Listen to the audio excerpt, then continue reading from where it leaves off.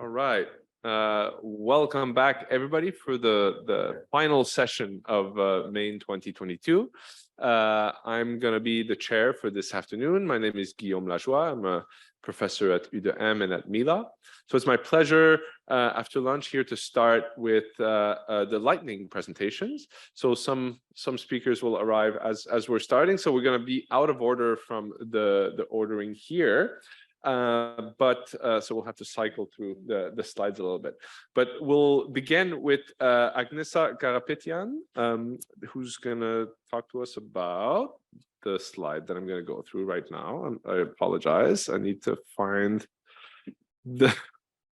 let's see here. That was it? Here we go. Perfect. All right. Take it away, Agnesa. Thank you. So, hi everyone, my name is Agnesa Karapetyan, and today I will present you my work on linking scene representations and behavior from an empirical and a modeling perspective. So one of the most important functions of the human visual cortex is scene processing. But while scene information is represented in many different parts of the visual cortex, only a subset of these representations will actually be relevant for behavior. And so here to explore this link between neural representations and behavior, we addressed three separate questions. So first, we wanted to identify when scene representations emerge, then when scene representations are actually formatted for behavior readout, and third, whether we could model scene processing in humans with a recurrent convolutional neural network. So first, to determine when scene representations emerge, we performed brain decoding on EEG data from humans that was collected during two different tasks. And what we observed was that regardless of the task during which we collected the data, scene representations emerged shortly after stimulus onset, and they remained in the brain during throughout the processing time course. Then to determine when scene representations are actually relevant for behavior, we correlated between scene representations, so neural representations, and categorization reaction times. And we did this for natural and man-made scenes separately, and what we observed was that here a negative correlation is actually indicative of relevance for behavior. So we observed that between 100 and 200 milliseconds is when scene representations are suitably formatted for behavior. So although scene representations are present throughout the time course of processing, only a small subset of the time course is actually relevant for behavior. And lastly, we modeled scene processing in humans with an RCNN. And for this, we compared an RCNN with humans in terms of neural representations, behavior, and the link between brain and behavior. So what we observed was that on all levels, there were similarities between the network and humans. So we saw that in terms of neural representations, there is a positive significant correlation throughout most of the time course for both man-made and natural scenes. Then we also observed in terms of behavior that there was a positive significant correlation between human and network reaction times, so categorization reaction times. And lastly, for the link between brain and behavior, we performed the same analysis as in the second part of the project. So we correlated between EEG representations and model reaction times and observed once again an effect between 100 and 200 milliseconds, just as in the within humans analysis, which then suggests that RCNNs are suitable unified models of scene processing in humans. And thank you very much for your time. If the reviewer for my poster is here, it's poster number 2. Thank you.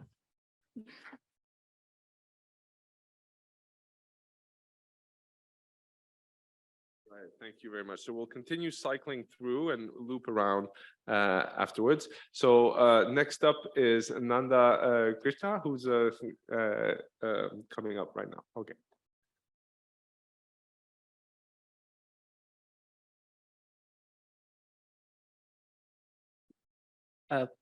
Hi everyone. I'm going to be talking about my project on uncovering relationships between neural network activation changes and parameter dynamics during learning. Our objective is to develop tools that can help us infer learning dynamics based on observations of activations collected during learning. And why is this even important?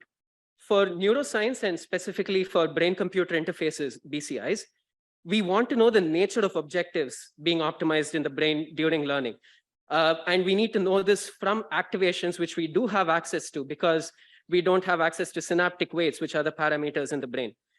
And specifically to improve co-adaptation, which is where the brain-computer interface learns to adapt to the user while the user is learning the task, we need to infer parameter dynamics from activation dynamics. And a part of this is to understand whether single task objectives are dominating learning or if multitask objectives are interacting with each other and being optimized together. So over here, we present preliminary experiments on distinguishing single and multi-objective settings using recurrent neural networks. We trained RNNs for 2 tasks, which you can see in the first 2 images in the first column. So one is a 2-digit classification task, and the other is a center out cursor control task, which is common in BCI experiments. So we have single and multi-objective settings in both of these tasks. In the MNIST task, we have a single objective setting, which would be to classify either the left digit or the right digit. And multi-objective would be classifying both digits, where we either alternate between the optimization for these 2 digits, or we jointly optimize classification for both these digits. For the cursor control task, apart from the cursor position, which would be the single objective task, we also have a cursor size objective for the multi-objective task. And so I'm going to direct your attention to the 2 plots on the top in the middle, where we visualize the dynamics of activations and parameters collected across learning. And we see that the trajectories in both activation PC space and parameter PC space have very similar structure and sort of express the same hierarchy of differences between objectives. We see that the 2 multi-objective optimizations are clustered together, and the differences between them are expressed only in the 3rd principal component, whereas in the first 2 PCs, we're able to distinguish between single and multi-objective settings. If we look at the intra-trial dynamics in the RNN, we see that the activations reveal 2 completely different computations being performed. In the single task objective, we have just 1 manifold with 4 fixed points, whereas in the multitask setting, we have 2 parallel manifolds, each representing a different cursor size. And so this just indicates that it's possible to distinguish between single and multi-objective settings using the activations. And so for this, we are able to get a high classification accuracy of about 99%. And finally, we also tried to see if there's a linear association between changes in activations and changes in parameters during learning. And for this, we use CCA, canonical correlation analysis. And what I want to draw your attention to is that the diagonal elements in the CCA, which represent the R² score, are highest for a combination of changes in activations and parameters from the same objective setting, which indicates that these sort of latent space extraction approaches from neural activity could help us reveal more information about learning dynamics and basically how the parameters are changing during learning. So if you're interested in more details, I invite you to look at poster number 24. And finally, I'd like to thank Alexandre Payer, Colin Bredenberg, and my wonderful supervisor, Guillaume Lajoie, for all their help and guidance. Thanks.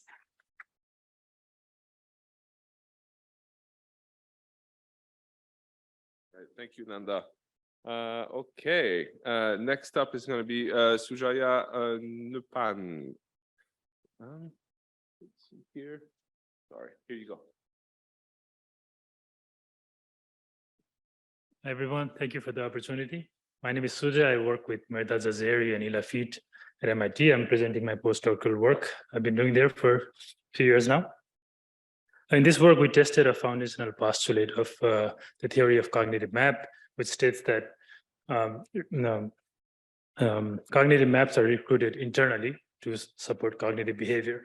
And to test this idea, we developed a task called mental navigation for monkeys, in which they use a joystick to move a sequence of images left and right. It's they navigate a one-dimensional map of visual landmarks.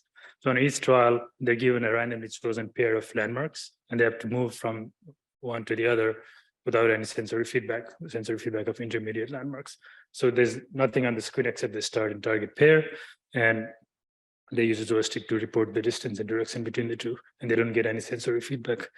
The ability of animals to perform this task and to generalize to new pairs of landmarks suggests that they have memorized and learned the structure of the map, the sequence of images.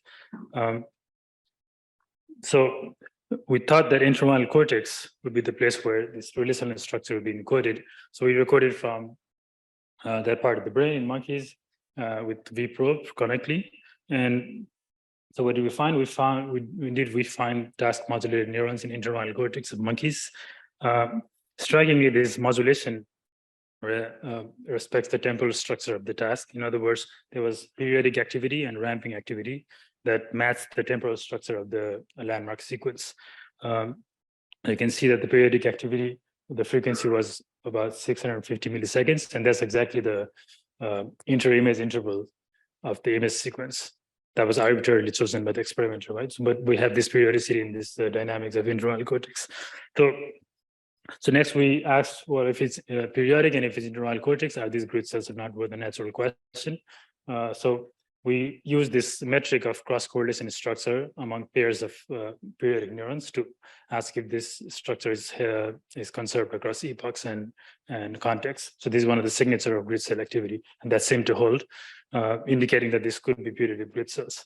So we took the canonical grid cell continuous attractor model developed by Ila Fit and Yoram Burak, and we augmented landmarks to that model. And so we implemented a Hebbian learning mechanism for this model to learn location of landmarks. So when you eventually remove this landmark input, you can internally generate the landmark events. So this captured the dynamics that we saw in the neurons, but it also had an interesting prediction for behavior. It predicted that the landmarks transiently slow down the network dynamics, thus resetting the dynamics and overall reducing the variability of elapsed time. So we can go back to monkey behavior and test this prediction.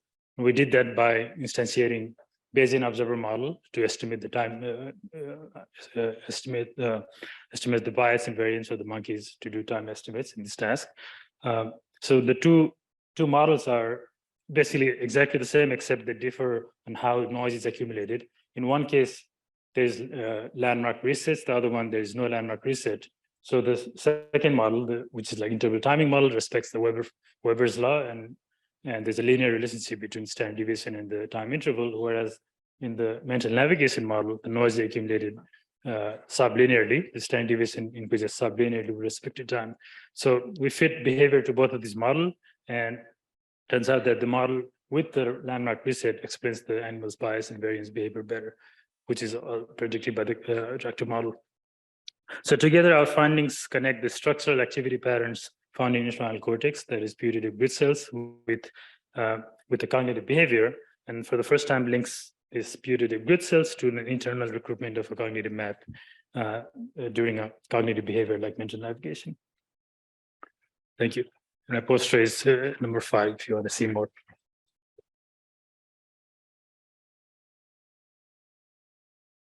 All right, thank you, Sujaya. So we'll be wrapping around now to the start. And for our first speaker, who's Hamza Abdelhadi, who will come up to the stage now. All right, thank you.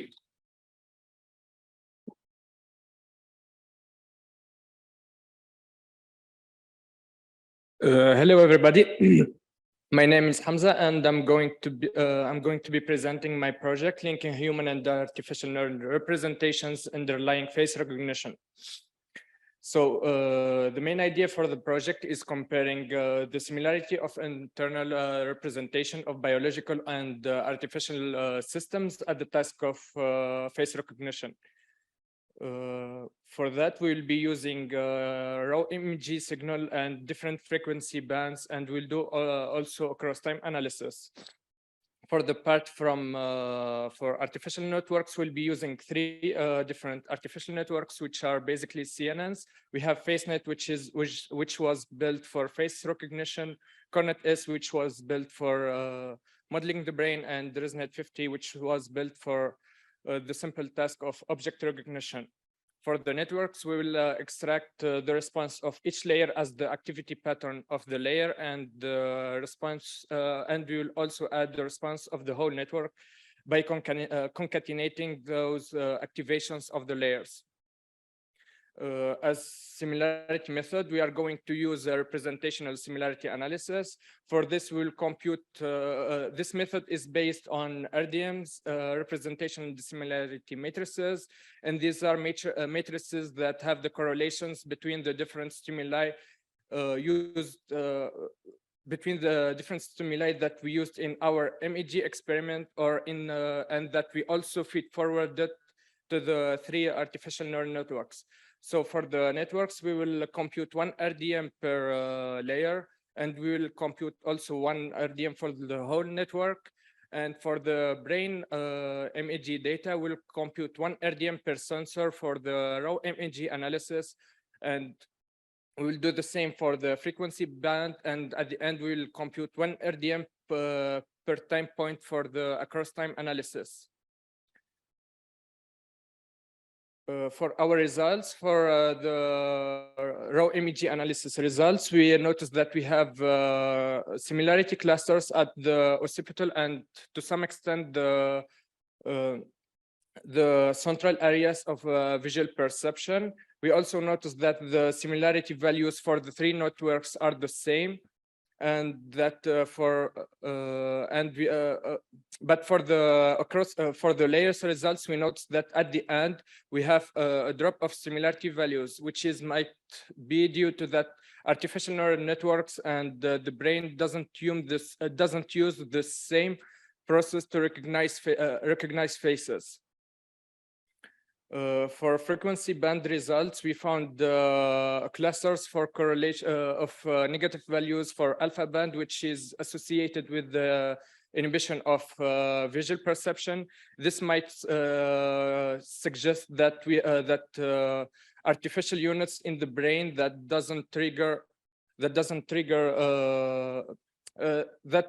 might suggest that facial pictures that doesn't trigger artificial units also don't trigger the visual areas in the brain.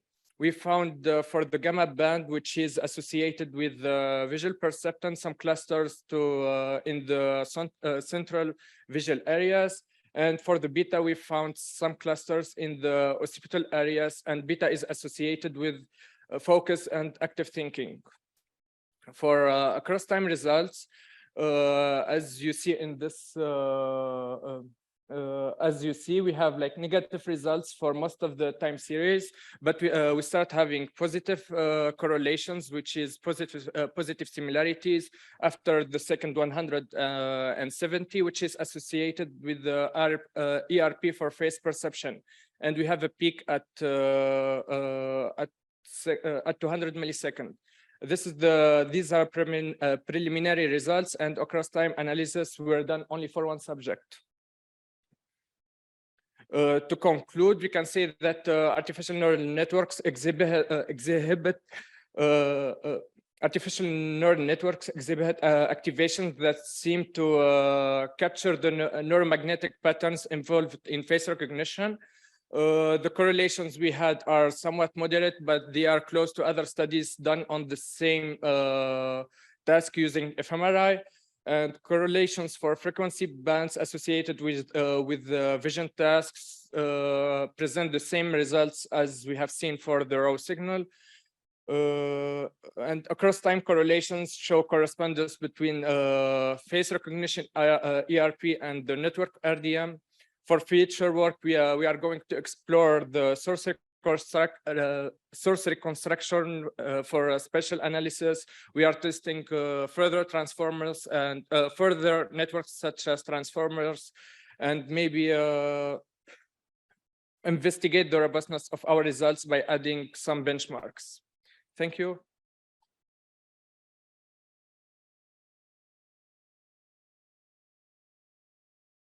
Thank you very much. Okay, last but not least, is Amir around?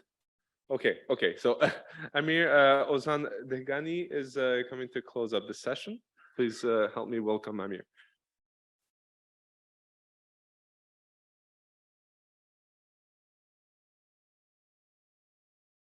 Hello, everyone. So as you all know, probably this that the artificial neural networks models have been used very much to predict neural responses and have been very good predictors of models in different areas such as visual cortex and other parts. However, what is lacking in this model is the topographical organization that exists in the brain. As we all know, for example, in different parts of the areas of the visual cortex, the neurons are spatially, topographically organized next to each other. This is also seen in other areas such as motor cortex. So what we are trying to do is to develop a topographical neural network model to explain the organization in the brain and to come up with some theories of why this topographical organization exists, such as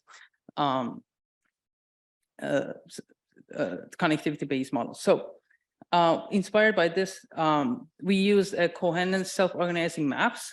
That is a method that uses a clustering, and we use this SOM on every convolution layer of our model. And after some iterations, we saw that the model is emerging this topographical organization that is similar to the brain. We've tested different ways of choosing this BMU algorithm or the SOM algorithm, and our proposed model is a credit-based SOM, which picks the best matching unit based on the gradients and the derivative of the loss function. And we've compared this topographical organization with the brain, and we saw that these networks in the higher layers form these neurons and these patches that are categorically selective to different categories. For example, in the figure, you can see that some layers develop this face selectivity and the body selectivity, and we can use this models to discover about the brain and how these topographically exist in the brain. We also tested about how much these patches are correlated with the brain responses to different categories. And we've also seen that our proposed method, which is a credit basis, generally has a better correlation than the other baselines. I'm just encouraging you to come out to check our poster. Thank you.